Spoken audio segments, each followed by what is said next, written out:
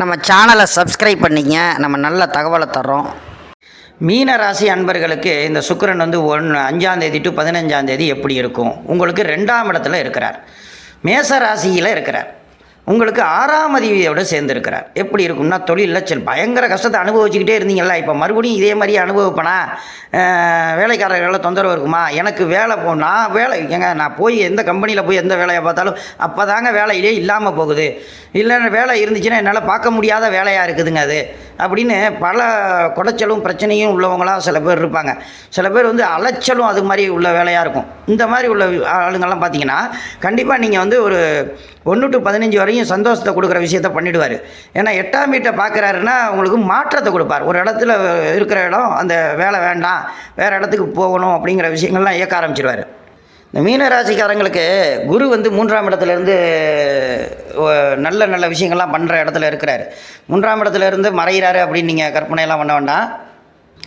குரு 3ஆம் இடத்துல இருந்தாலும் பரவாயில்ல, அவர் 9ஆம் வீட்டை பார்க்கறதுனால பாக்கியத்தை கண்டிப்பாக கொடுத்தே ஆகணும். ராசிப்படி பாக்கியத்தை கொடுக்கறதுனால சந்தோஷம் கிடைக்கணும். பூர்வீகத்தில் ஏதாவது பிரச்சனைகள் இந்த மாதிரிலாம் இருக்கிறவங்களுக்கு கண்டிப்பாக அதெல்லாம் தீந்துடும். 6ஆம் அதிபதியோடு இருக்கிறதுனாலேயே இந்த சகோதர ரீதியாக சில சண்டை சச்சரவுகள் பிரச்சனைகள்லாம் இருக்கிறதெல்லாம் வந்து ஒரு முடிவுக்கு கொண்டு வந்து நல்லதை பண்ணுவார்.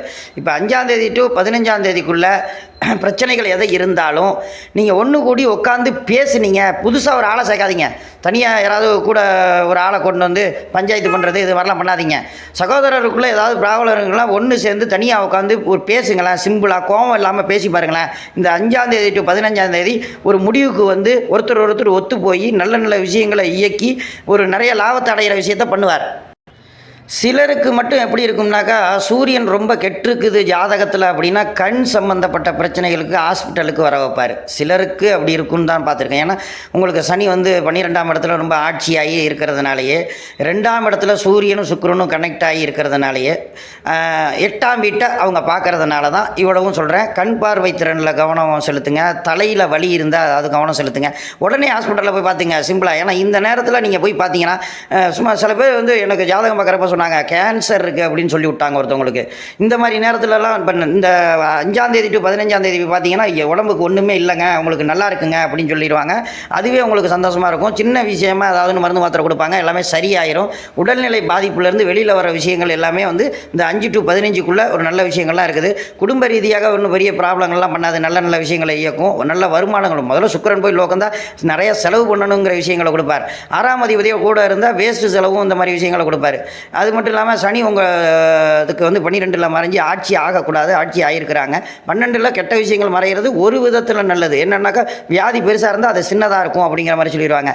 செவ்வாய் உங்களுடைய ராசிக்குள்ளேயே இருக்கிறார். செவ்வாய் ராகு கனெக்டாக இருக்கிறாரு.